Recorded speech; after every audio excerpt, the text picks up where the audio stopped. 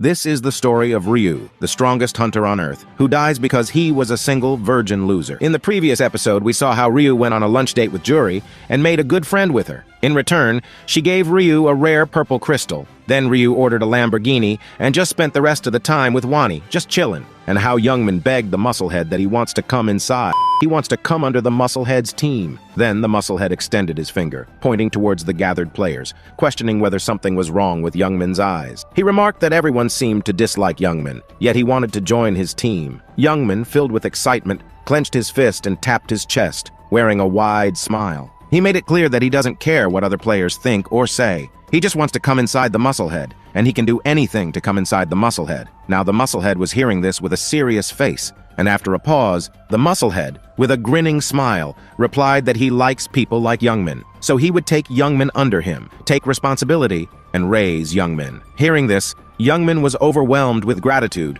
repeatedly bowing and expressing his thanks. It was truly an honor for him. Meanwhile, the other players couldn't help but gossip about the unexpected partnership. They found it hard to believe that Youngman had teamed up with the Musclehead, and some questioned Youngman's sanity. However, as they observed the Musclehead and Youngman laughing and chatting happily, they couldn't resist making remarks. They suggested that there is a saying that birds of a feather flock together, so it's not weird seeing one piece of shit getting attracted toward another piece of shit. So today's like goal is 4,700. Please like and subscribe to support the channel. Now let's continue. Then, out of nowhere, the angel descended from the sky with a dazzling entrance, startling all the players. She floated in the air for a moment, seemingly calculating something. She then announced that there were 90 fewer people than in the previous round. Hearing this, the players started to get confused, asking, "What does that mean?" But before they could say anything further, a quest window came in front of them, stating that their quest was to protect the purple crystal from being destroyed by monsters. Only 1,255 players would survive this round. Now, seeing that there were 90 fewer players than before, confusion and panic spread among the participants. The angel, still floating with her hand on her lips, politely explained that she couldn't go to the real world and kill anyone, as that would mean those players died in the real world for some reason. A player shouted in shock and panic, realizing that only 1,225 players would survive this time, which was 1/4 of the total players. As all the players slowly noticed it, they started to panic, and some started to scream. A player asked the angel, "Is there an error? In every round, only half of the players survive. So how?" But before he could finish his sentence, the angel burst into laughter. She started to laugh loudly while holding her stomach, her laughter echoing throughout the entire area. So there they were, the whole gang of players listening to that angel with their eyes wide in horror and panic. She fired back at him, calling them filthy monkeys and saying angels ain't no dummies. She made it clear there was no error in the rules. With a point of her finger in a cheerful tone, she dropped a bombshell on him. She reminded him that everyone had survived the last round, so it was only natural that only a quarter of them would make it through this time. That sent the already freaked-out players into an even deeper panic. The angel's look turned deadly serious as she laid out the quest details. In this village, there were 4 castle gates, and every 30 minutes, monsters would start pouring out of them. Their mission? Protect the purple crystal from getting wrecked by these beasties. There were going to be 4 waves of monsters, and if they couldn't keep that relic safe, they'd be hit with a big, fat penalty. To make things a bit easier, she said they'd be ranking players based on the number of monsters they killed. That's how they'd figure out the top 25% who'd get to live. And just to sweeten the deal, she dropped the monster's power by 1/3. Now, there was this Musclehead in the group, grinning like he had it all figured out. He thought this round would be a cakewalk. All he had to do was slaughter a bunch of monsters, and he even had that authority skill to back him up. Easy peasy, right? The angel clapped her hands, making sure she got everyone's attention, saying she almost forgot to say the most important thing. She stared at the Musclehead and said that in the last round, life is a documentary became the zone leader, right? So he can use the authority skill to command 10 people without any class. Then she questioned, did no one think about what will happen if the zone leader dies? And as soon as the Musclehead heard this, he became like a statue without saying anything. Then the angel, with a wicked smile, explained that if the zone leader dies from a monster, or any natural cause, like if he killed himself or fell down on a dagger and died, the zone leader's position will remain empty, and they will have to vote again to decide who will become the next zone leader. But what if the zone leader got killed by another player? The Musclehead was still frozen in his position in shock when the angel continued that if a player kills the zone leader, then the one who will kill him will automatically become the zone leader, and he can also use 10 authority commands regardless of what the previous zone leader had used. As soon as she said this, All the players turned their gaze toward the musclehead with a deadly look, like they would eat the musclehead alive. Then the angel clapped her hands again, saying the monsters will appear in 10 minutes, and she hopes everyone will work together and survive. But then she smiled, looking like she was too happy, enjoying the moment and glaring at the musclehead, saying that she hopes everyone works together, but she is not sure if he will be able to. With those last words, she vanished, leaving the musclehead shaking in anger. Then the musclehead started to scream in anger, cursing the angel and calling her a bitch. However, a whisper caught his attention, and when he turned around, he noticed the players were ready with their weapon, ready to attack. Seeing this, the musclehead also took out his dagger in anger and started to shout, saying if they want to die this badly, they can come and he will fulfill their wishes. But the players didn't back down, explaining that the musclehead could only use his authority 10 times, and if they all attacked him together, he wouldn't be able to defend himself. Just when tensions were escalating, an unexpected turn of events occurred. A heavy, commanding footstep echoed, drawing everyone's attention. It was none other than Ryu, who walked past the players with a majestic aura. They made way for him as he approached the musclehead. Noticing Ryu coming toward the musclehead, he started to panic and asked, "Why is Ryu coming close toward me?" But Ryu didn't say anything, and he just walked close to the musclehead, and with a chilling cold tone said, "Don't be afraid. I'm not here to kill you. If I wanted to kill you, you wouldn't be alive in the first place. I'm here to say something to you." The musclehead just stood there with a sweaty face. Then the musclehead, still scared, but not showing it to everyone, replied that he's not scared at all and he's listening, so Ryu can say whatever he wants. With a touch of arrogance, the musclehead added that although Ryu was strong, if they were to fight, he would make sure to at least chop off one or both of Ryu's hands. He declared that he wasn't scared of Ryu's threats. However, before he could finish his sentence, Ryu began to smile wickedly. This sent shivers down the musclehead's spine. Then Ryu, with a cold expression and a cool pose, hand in his pocket, and the other holding his black scythe, suggested that the musclehead seemed to be in a tight spot. He proposed an offer. How about he protect the musclehead? The musclehead was left utterly bewildered and stood there in confusion as Ryu explained that he will stand behind the mushhead and protect his ass so that no one can fuck his ass up. Now hearing this, all the players got shocked, saying, "Why is Black Scythe protecting the musclehead? So if they want to kill the musclehead, they have to fight Black Scythe too. And if it is, they will not be able to face two strong opponents." This declaration sent shockwaves through all the players. They couldn't understand why Black Scythe, Ryu, would protect the musclehead ass. They realized that if they wanted to kill the musclehead, they'd have to face off against Black Scythe too, and that it's impossible to fight against Black Scythe. Meanwhile, the musclehead was listening to the whispers, thinking that just the name of Black Scythe was enough to strike fear into the players. With a somewhat unsure and cautious tone, the musclehead asked what Black Scythe wanted in return for his protection. Ryu, always cool and collected, casually replied that he didn't want much. Then, his expression turned serious as he stated that the only condition was for the musclehead to follow his orders. This condition seemed to take the musclehead by surprise, as he realized that Black Scythe was essentially offering him a subordinate role. Curious and cautious, the musclehead inquired why Black Scythe was making such a kind offer. Ryu cryptically replied that he couldn't tell him. When the musclehead asked about the nature of the orders he'd have to follow, Ryu gave a similar response, saying he couldn't reveal that either. He advised the musclehead not to talk too much and simply follow his commands. He doesn't have the entire day here. The musclehead found himself in deep thought. He didn't want to become Black Scythe's subordinate, but he feared what might happen if he rejected the offer. Would Black Scythe come after him? In a state of panic, he nervously gulped, feeling the pressure of the decision weighing on him. Ryu urged him to give his response quickly, as the other players were eagerly waiting for his answer. Hesitantly, the musclehead declined Black Scythe's offer, stating that he wouldn't come under his command. Ryu fixed him with a cold, deadly look, and the other players started to get happy, saying,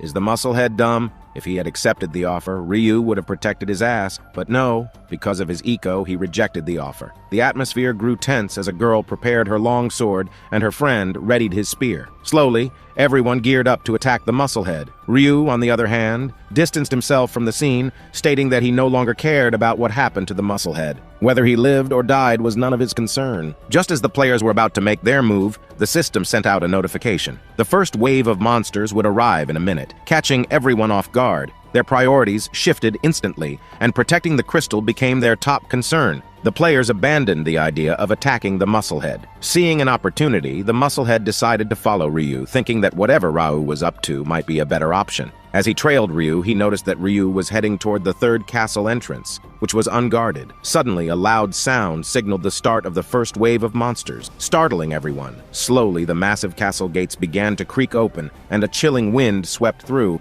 making everyone shiver. The system then delivered a grim notification. 9,800 weakened goblins were approaching, intent on destroying the crystal. Panic and fear washed over the players as they stood, clutching their weapons tightly. With creepy smiles and eerie noises, the bloodthirsty goblin horde emerged from behind the gates. They looked as if they hadn't eaten in 1,000 years, their hungry eyes fixed on the defenseless players. Even the musclehead got panicked, as he himself didn't expect 9,800 goblins to come. Without wasting any time, the musclehead started to run, finding a hiding position and started thinking, "Why isn't Black Scythe running? Is he planning to fight against all the goblins alone?" Then the musclehead started climbing a staircase, trying to go to a higher ground, saying, even if it's Black Scythe, he will not be able to face against thousands of goblins at a time. As the musclehead reached the top of the building, he noticed hundreds of goblins marching toward Ryu, and Ryu just standing there. He said, now Ryu will run with his tail between his legs, and this scene will be a sight to see. Then the horde of bloodthirsty goblins dashed toward Ryu, screaming,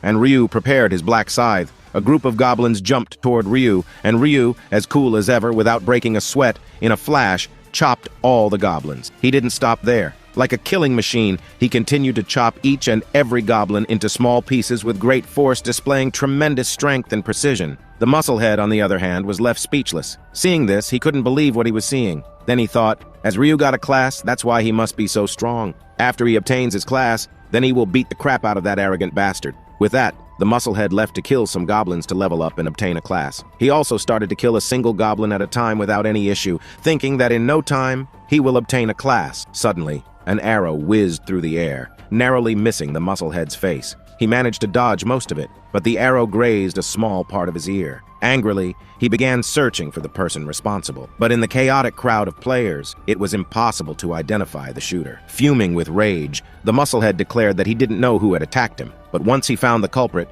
he would peel his skin off. Before he could finish his sentence, he felt a piercing pain. As he looked back, the spear guy had already thrust his spear into the musclehead's stomach. The musclehead was really angry, so he grabbed the spear stuck in his stomach and with his dagger thrust it into the spear guy, killing him instantly. However, that was just the beginning. One by one, other players began to attack him, and he found himself desperately defending against their relentless onslaught. Even if he managed to survive this battle, he hadn't killed enough monsters to avoid automatic death when the round ended. Amidst the chaos, he spotted a barbarian-like player, Black Flame Dragon, ranked third in the zone. With a cunning grin, the musclehead used his command skill on him, instructing him to protect him at all costs. Meanwhile, Ryu was doing his favorite thing, yes, bullying the goblins. At this point, Ryu had slaughtered 502 goblins, and all his stats had increased by 100% because of the rain of slaughter. And because of the skeleton bone necklace, his stats further increased by 25%. On the other hand, the other players were barely defending themselves against the goblin, and finally, after a hellish battle, the first round got over, and 3,933 players were left, while 936 players died in this time. Then, Ryu slowly approached the battlefield where dead bodies of players could be seen. He was searching for the musclehead, wondering if he was still alive. On the other hand, the musclehead was heavily injured, but his suffering was far from over. With the players no longer distracted by the goblins, they started to attack the musclehead. One player bravely attacked him, but his attempt was swiftly crushed by the combined might of the barbarian guy and Youngmin. Seeing this, the musclehead was thankful that he had those bastards to protect him because of the authority of command. He managed to survive the first round. Then, Youngmin asked the musclehead in concern if he's okay, and seeing that the musclehead was in deep thought. Youngmin followed him, even though he did not use command authority on him. But then, he started groaning in pain as the wound in his stomach was too deep, and he was bleeding heavily. However, before he could even take a sigh of relief, the second wave of goblins began to surge towards them. The goblins started running towards Black Scythe, Ryu. With a serious expression, he did not hesitate to slice the goblins with his scythe. He continued to attack multiple goblins at the same time. The bodies of the dead goblins were piling up on the ground. Then, the system notified him that he had reached level 20. His rank had risen from apprentice to regular. He could now use the combination function. He wiped his sweat as he rejoiced in reaching level 20, saying that now he could use the combination function to create unique items that can't be obtained in the store. Then, another window screen appeared before him, displaying important information. The first announcement was about the strengthening of the Death Seal due to his rank increase, now boosted from 100 to 120%. Additionally, he had unlocked a Reaper exclusive skill called Night of Death, which could create an artificial night within a 500-meter radius. Combining this skill with his Grim Reaper's abilities would double his attack power and increase his attack speed by 50% during the night. This was indeed a formidable combination. After quickly reviewing the screen, the goblins came charging towards him, driven by their bloodthirsty instincts. He welcomed their approach with a confident smile, eager to put his new skill to the test. With a swift activation, Night of Death shrouded the area in impenetrable darkness. The goblins, unable to see through this pitch-black veil, were disoriented and panicked. In the midst of this darkness, Ryu became a reaper of death, precision, and swiftness personified. He systematically beheaded the goblins, causing chaos among their ranks. Their panic escalated as they tried to flee, but in a single sweeping motion of his scythe, Ryu carved through them like a hot knife through butter. When he turned around, a gruesome pile of goblin corpses bore witness to his deadly efficiency. The system chimed in to announce the end of the second wave, giving Ryu a moment of respite. Seizing the opportunity, he opened his in-game shop, eager to spend the gold he had earned from his goblin-slaying spree. He invested in the precise location skill, which granted him the ability to sense every particle within a 30-meter radius. With this newfound skill, he was well prepared for the arrival of the third wave of goblins. As the third wave approached, Ryu remained unfazed. With eyes closed, he moved effortlessly through the goblins, slicing them down as if he were casually sipping his morning coffee. Meanwhile, the musclehead found himself in a dire situation, forced to fend off the goblins while protecting himself despite his severe injuries. The musclehead had been intensely focused on the front, engrossed in the battle before him. However, a sudden eruption of screams from behind shattered his concentration. When he turned around, a horrifying sight awaited him. His subordinates were being mercilessly slaughtered, and a group of aggressive players was advancing, determined to end his life. Arrows rained down upon him, and in a desperate bid to shield himself, he grabbed two of his subordinates and used them as human shields, blocking the deadly projectiles. Now only he and 3 others were left, facing a larger group of players ready to kill them. Realizing that he couldn't win this battle, the musclehead made a quick decision to flee. He started running from the scene, with the players hot on his heels. His only goal was to survive for 1 more hour. If he could do that, he would make it to the next round, as he was already among the top 25%. However, the relentless players chasing him had other plans, and they were determined not to let him live. In his desperate flight, the musclehead encountered Ryu up ahead. Panic overcame him, and he rushed toward Ryu, offering to accept any deal Ryu proposed. He was ready to do anything, from licking Ryu's feet to killing anyone for him. But Ryu merely glared at the musclehead with a cold, deadly look, and firmly stated that he refused to accept the musclehead. As shock registered on the musclehead's face, Ryu went on to explain that he had already made it clear earlier that he didn't care whether the musclehead lived or died. It was none of his business. As Ryu prepared for another round of bullying the goblins, the musclehead couldn't contain his desperation any longer. He started screaming, begging Ryu to save him. In response, Ryu calmly stated that he would have considered taking the musclehead under his wing if he hadn't already used all his authority skill charges. But now, in Ryu's eyes, the musclehead was nothing more than trash. Hearing this, the musclehead felt a surge of frustration and helplessness, not knowing what to do. Meanwhile, the other players behind them began to laugh gleefully, relieved that Black Scythe hadn't intervened to save the musclehead. In a fit of intense rage and determination, the musclehead drew his dagger, clutching his wounded stomach with his other hand. He screamed, vowing to take at least 10 people down with him before he met his end. However, at that moment, Youngman appeared from behind, and in a concerned tone, assured the musclehead that he was there to help. Seeing Youngman, the musclehead's face lit up with happiness and he gave a wide smile. He expressed his confidence that Youngman would come to his rescue and promised to reward him generously once he survived this round. But before he could finish his sentence, Youngman swiftly lunged towards him and delivered a powerful punch, sending the musclehead flying backward. Youngman, with a wicked smile, taunted the musclehead, saying, "Don't worry, I'll give you a painless death, ha ha ha ha." So the episode ends here. Write part 7 and rip musclehead in the comments. See you all in the next episode. Goodbye.